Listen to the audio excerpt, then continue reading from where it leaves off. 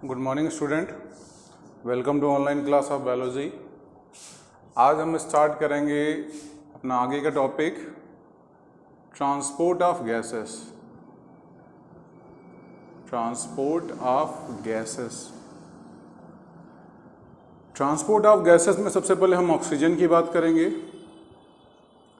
कहता है ऑक्सीजन का जो ट्रांसपोर्ट होता है ह्यूमन बॉडी के अंदर, वो लगभग 97% पार्ट जो होता है वो आरबीसी ट्रांसफ़र करता है। कौन करता है? आरबीसी। और आरबीसी के अंदर भी कौन?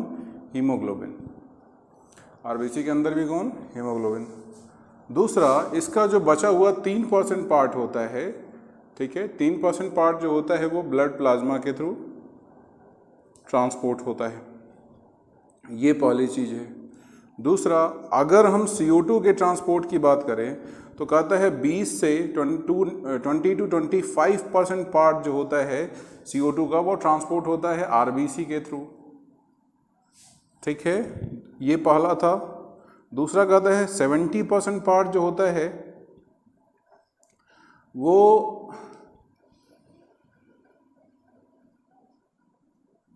बाइकार्बोनेट्स के थ्रू होता है। और बचा हुआ भाई 70% ये है, 20% ये है, तो 90-95% तो इसका होता है। तो बचा हुआ आपका जो 5% पार्ट होता है, ये 5% पार्ट जो होता है वो प्लाज्मा के थ्रू ट्रांसमिट होता है। तो सबसे पहले तो ये चीज़ आप नोट कर लीजिए कि ट्रांसपोर्ट ऑफ ऑक्सीजन में हमसे ये चीज़ बताई जाएगी, ठीक है। और ये चीज़ याद भी रखिएगा, हमसे ये चीज़ पूछा जा सकता है कि ट्रांसपोर्ट ऑफ गैसेस में किसका ट्रांसपोर्ट किसके थ्रू होता है। सबसे पहले, अगर ऑक्सीजन आपका हीमोग्लोबिन से कंबाइंड होता है, क्या कहता है? अगर ऑक्सीजन आपका हीमोग्लोबिन से कंबाइंड होता है तो उसको बोलते हैं ऑक्सी हीमोग्लोबिन।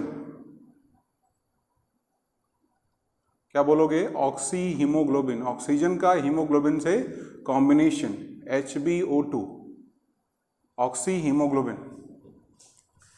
तीन चीजें हमको देखनी होगी। पहली चीज हाइड्रोजन आयन कंसंट्रेशन, दूसरा partial pressure of oxygen, and तीसरा पार्शियल प्रेशर ऑफ CO2। और हमसे कहता है क्या है कि जब हीमोग्लोबिन ऑक्सीजन से कंबाइंड होता है तो उस समय ऑक्सीजन हाइड्रोजन आयन कंसंट्रेशन जो होता है वो लो होता है। कैसा होता है?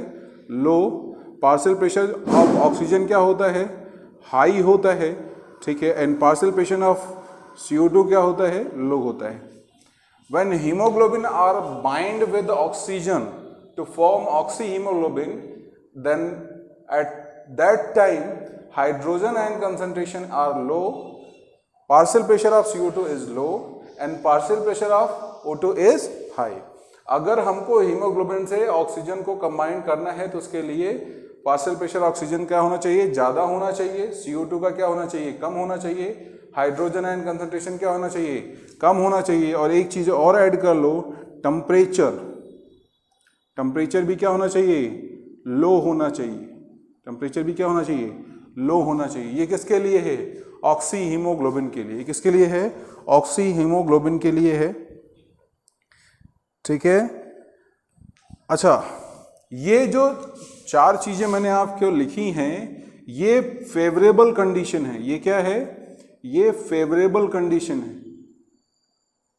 फेवरेबल कंडीशन, ये फेवरेबल कंडीशन है किसके लिए? ऑक्सीजन का हीमोग्लोबिन से कॉम्बिनेशन के लिए। इसी तरीके से अगर हम CO2 की बात करते हैं तो कहता है CO2 के कॉम्बिनेशन के लिए आपका हीमोग्लोबिन जब CO2 से कंबाइन करेगा तो फिर हम इसको क्या बोलते हैं? जब हीमोग्लोबिन आपका CO2 से कंबाइन होता है तो क्या बोलते हैं? Carbamino haemoglobin. क्या बोलते हैं? Carbamino haemoglobin. और कार्बोक्सी हीमोग्लोबिन कब बोलते हैं? जब आपका CO कंबाइन होता है, कार्बन मोनोऑक्साइड कंबाइन होता है हीमोग्लोबिन से। अब जब हम इसकी बात करेंगे तो यहाँ पर कहता क्या है कि हाइड्रोजन आयन कंसंट्रेशन ये हाई होना चाहिए। ये कैसा होना चाहिए? हाई होना चाहिए। कब? जब आपका हीमोग्लोबिन कंबाइंड होगा CO2 से। ये पहली कंडीशन है, फेवरेबल कंडीशन। दूसरी condition, partial pressure of CO2, ये भी क्या होना चाहिए? ये भी हाई होना चाहिए। तीसरी कंडीशन, टेम्परेचर क्या होना चाहिए, टेम्परेचर आपका ये भी हाई होना चाहिए, ये तीनों चीज़ें हाई होनी चाहिए। और चौथा पार्शियल प्रेशर ऑफ O2 ये क्या होना चाहिए, ये लो होना चाहिए। तो ये फेवरेबल कंडीशन है किसके लिए, कार्बामिनो हीमोग्लोबिन के लिए। मतलब जब आपका CO2 हीमोग्लोबिन से कंबाइंड होगा उस कंडीशन में कि ये तीन चीजें क्या क्या, hydrogen ion concentration, partial pressure of CO2, temperature ये हाई होने चाहिए and partial pressure of oxygen क्या हो जाना चाहिए, लो होना चाहिए। ठीक है। दूसरी एक चीज हमसे क्या कहता है, जो ऑक्सीजन होता है, ठीक है, वो हीमोग्लोबिन से बाइंड करता है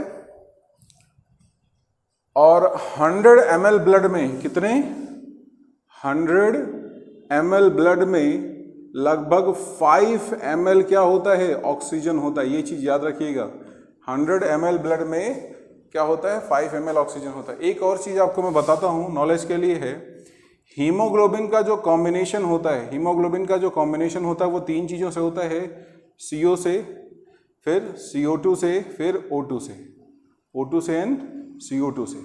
सबसे ज़्यादा कंबाइन करने की कैपेबिलिटी, मतलब अगर हम तीनों को एक साथ बराबर अमाउंट में दें तो सबसे पहले CO कंबाइन करेगा। कार्बन मोनोऑक्साइड की एफिनिटी हीमोग्लोबिन के लिए सबसे ज़्यादा होती है, ठीक है, सबसे ज़्यादा CO की, देन O2 की, देन CO2 की। ये एफिनिटी है हीमोग्लोबिन से कंबाइन करने की। मतलब CO के पास सबसे ज़्यादा कैपेबिलिटी होती है कि वो हीमोग्लोबिन से कंबाइन कर सके।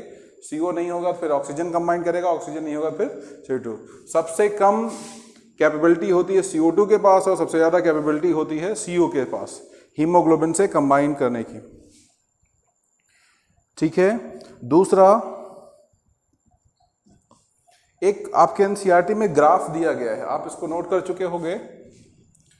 आपके एनसीईआरटी में एक ग्राफ दिया गया है और उस ग्राफ में कहता क्या है कि एक तरफ दिया है, इस साइड दिया है सैचुरेशन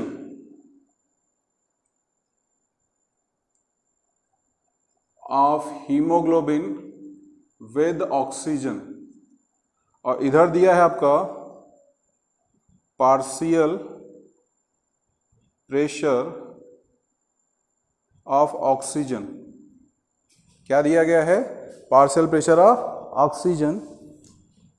यहां पर आपका है 0, यहां पर 20, फिर 40, फिर 60, फिर 80, देन 100। इस तरीके से आपका ऑक्सीजन का पार्शियल प्रेशर दिया गया है, ठीक है।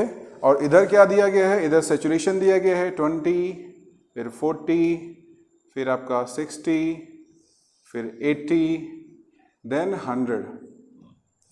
ठीक है। हमको क्या क्या दिया गया है, saturation of haemoglobin with oxygen और partial pressure of oxygen. Normally कहता है कि पहले जब इनिशियल स्टेज स्टार्ट होती है, हीमोग्लोबिन कंबाइंड होता है ऑक्सीजन से, तो यहाँ पर बहुत रैपिडली कंबाइन होता है और ये धीरे धीरे बढ़ता चला जाता है, लेकिन एक स्टेज के बाद आकर के ये क्या हो जाता है, कांस्टेंट हो जाता है। इस फेज में यहाँ पर आकर के ये क्या हो जाएगा, यहाँ पर आकर के ये कांस्टेंट हो जाता है। मतलब नॉर्मली जब आपका ऑक्सीजन हीमोग्लोबिन से कंबाइन करना शुरू करता है तो जैसे जैसे प्रेशर आप बढ़ाओगे ऑक्सीजन का, वैसे वैसे हीमोग्लोबिन के साथ उसका सैचुरेशन, उसका जुड़ाव क्या हो जाएगा, बढ़ता चला जाएगा। लेकिन एक पर्टिकुलर टाइम के बाद एक पर्टिकुलर प्रेशर पर आकर के वो क्या हो जाएगा, कांस्टेंट हो जाएगा। मतलब उसके बाद उसका सैचुरेशन नहीं बढ़ेगा। और ये जो प्रेशर होता है कांस्टेंट का, ठीक है, वो आपका 100 पर होता है। इसको मैं और ऊपर बढ़ा देता हूँ, वो कहाँ पर होगा, वो आपका 100 पर होगा। तो ये 100 का जो रीजन है, ठीक है, यहाँ पर इस रीजन पर क्या होता है, इस पॉइंट पर क्या होगा, इस पॉइंट पर जो सैचुरेशन हो जाएगा वो क्या हो जाएगा, कांस्टेंट हो जाएगा। मतलब अब इसके बाद सैचुरेशन और ज़्यादा नहीं बढ़ेगा, ठीक है। तो ये जो आपका कर्व बनता है इसको हम बोलते हैं sigmoid curve, sigmoid curve, oxygen dissociation curve. ये याद रखिएगा, इसका शेप आपसे पूछा जाता है तब क्या बोलोगे, सिग्मॉइड कर्व, ठीक है। दूसरा हमसे कहता है कि जो CO2 का ट्रांसपोर्ट होता है, इसको आप नोट कर लीजिए। फिर कार्बन डाइऑक्साइड का मैं आपको बताता हूं, इसको नोट करिए।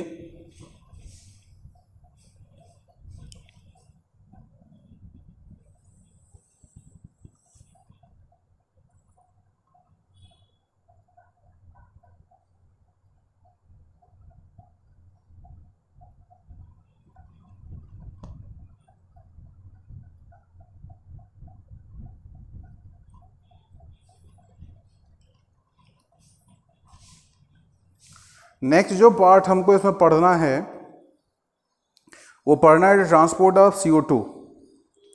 मैंने अभी आपको बताया है कि CO2 का ट्रांसपोर्ट कब होगा, जब ये तीन चीजें हाई होंगी और क्या होगा, पार्शियल प्रेशर ऑफ ऑक्सीजन क्या होगा, लो होगा।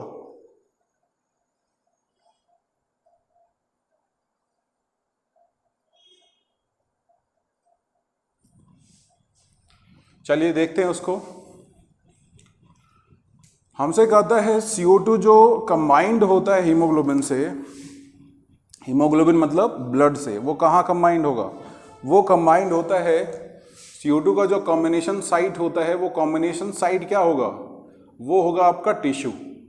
क्या होगा, टिश्यू, क्योंकि टिश्यू में ही जो पार्शियल प्रेशर ऑफ ऑक्सीजन होता है वो लो होता है and partial pressure of CO2 क्या होता है, हाई होता है। मैंने साइट ऑफ एक्सचेंज में आपको बताया था। तो कहता है हमारा जो टिश्यू होता है, इस टिश्यू के पास एक एंजाइम पाया जाता है जिसको बोलते हैं carbonic anhydrase. Carbonic anhydrase present होता है किसके पास, टिश्यू के पास। और यहां पर दो रिएक्शन स्पॉन्टेनियस होती हैं।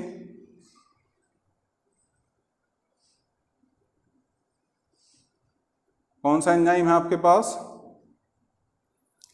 Carbonic anhydrase.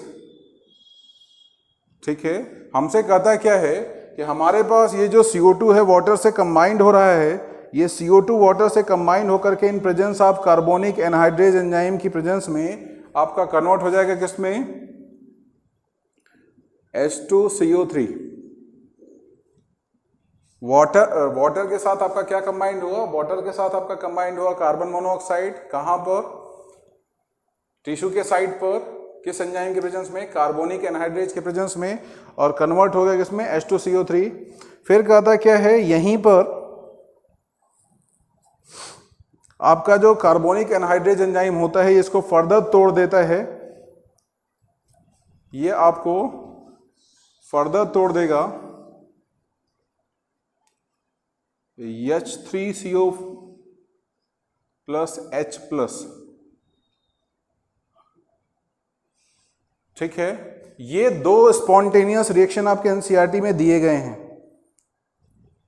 ठीक है, यहां पर दो स्पॉन्टेनियस रिएक्शन आपके दिए गए हैं। कहता क्या है कि ये दोनों स्पॉन्टेनियस रिएक्शन जो होते हैं उसमें होता क्या है कि एक कंडीशन में जो आपका CO2 होता है, वाटर होता है, वो टिश्यू में रिलीज होता है, और एक कंडीशन में आपका ये CO2 जो होता है वो हीमोग्लोबिन से कंबाइन करता है। तो हमसे कहा क्या जाता है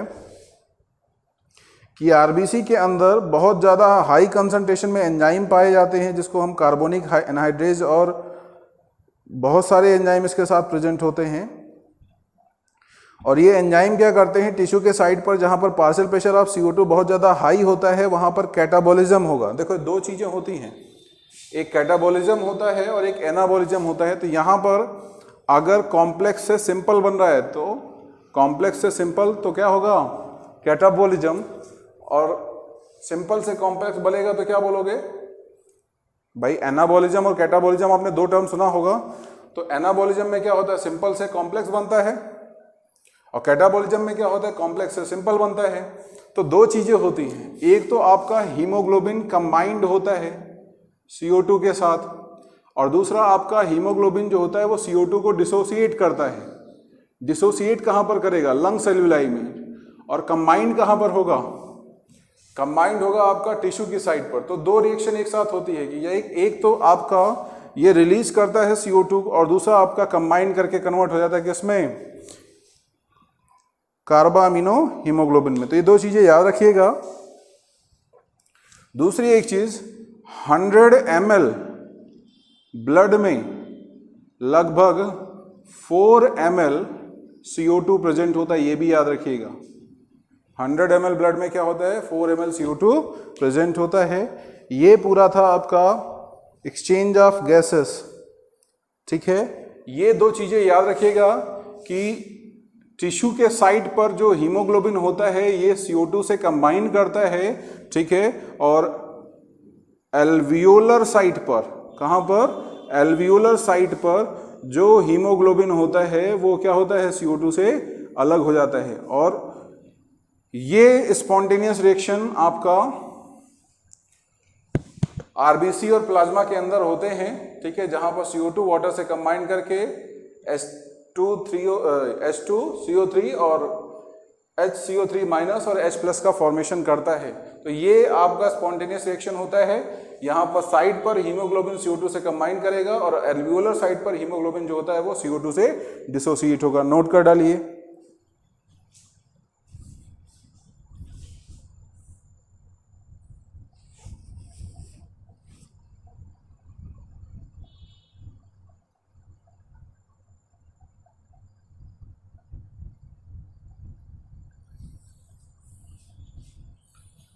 आज हम इतना ही रखते हैं। मोस्टली चीजें इसमें याद करने वाली हैं, ठीक है। एक दिन का आपका ये चैप्टर और बचा है जिसमें आपका रेस्पिरेटरी सेंटर और कुछ डिसऑर्डर है इससे रिलेटेड, उसको हम पढ़ेंगे नेक्स्ट वीडियो लेक्चर में। Thank you.